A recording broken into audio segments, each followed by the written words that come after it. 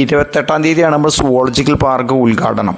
അതിനോടനുബന്ധിച്ച് തിരക്ക് പിടിച്ച പണികൾ അവിടെ നടക്കുന്നുണ്ട്. റോഡൊക്കെ ക്ലോസ് ചെയ്ത് ഇട്ടിരിക്കുകയായിരുന്നു. പോകാനായിട്ട് ഗതാഗതത്തിന് അല്പം ബുദ്ധിമുട്ടൊക്കെ ഉണ്ട്. സുവോളജിക്കൽ പാർക്ക് ഞായറാഴ്ചയാണ് ഞാൻ അവിടെ എത്തിയത്. അവിടെ പല പരിപാടികളും ധൃതി പിടിച്ച് നടക്കുന്നുണ്ട്. അലങ്കാര പണികൾ നടക്കുന്നുണ്ട്, മറ്റുള്ള പരിപാടികൾ നടക്കും. ഒപ്പം അവിടെ പഞ്ചായത്തിൻ്റെ കലാമേളകൾ നടക്കുന്നുണ്ട്, ഫുഡ് ഫെസ്റ്റിവൽ നടക്കുന്നുണ്ട്. എല്ലാം കൂടി കാണാൻ വേണ്ടിയാണ് ഞാൻ അവിടെ എത്തിയത്.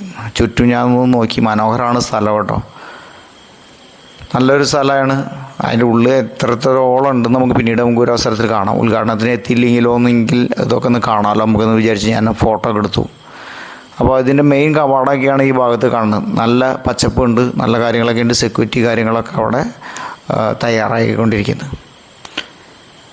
അപ്പോൾ നമുക്ക് തുറന്നിട്ട് അതിൻ്റെ അകത്ത് കാണാം. നമുക്ക് ചുറ്റുമുള്ള കാര്യങ്ങളൊക്കെ ഒന്ന് കാണാം. നമുക്ക് ഫുഡ് ഫെസ്റ്റിവലിൻ്റെ അവിടെ പോകണം.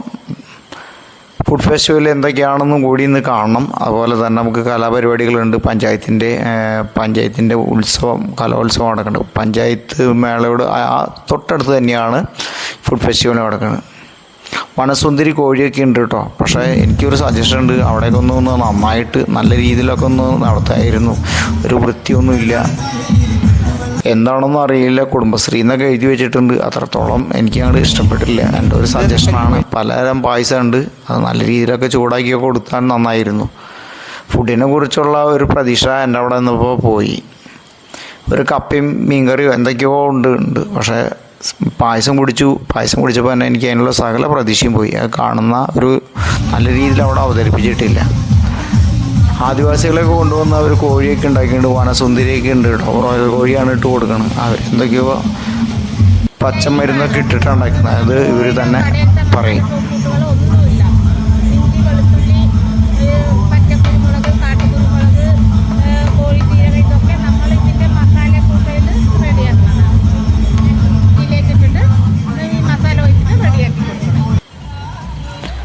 അത് തൊട്ടടുത്ത് തന്നെയാണ് അവിടെ കലാപരിപാടികൾ നടക്കുന്നുണ്ട് കേട്ടോ. എനിക്ക് ഒന്നും രാത്രി വരെ ഉണ്ടാകുന്നത് തോന്നുന്നു. മനോഹരമായ ആട്ടം പാട്ടം നടക്കുന്നുണ്ട്. പഴയ ഭിത്തികളൊക്കെ ഒന്ന് ജസ്റ്റ് കാണാം. കുറേ കാലത്തിന് ശേഷം അല്ല ഇത് തുറക്കാനായിട്ട് ഒത്തിരി കാലം നമ്മൾ വെയിറ്റ് ചെയ്തു. അപ്പോൾ എല്ലാവരും വരിക, പരിപാടിയിൽ പങ്കെടുക്കുക. Thank you. Enjoy the life. Bye. Sajees flower time.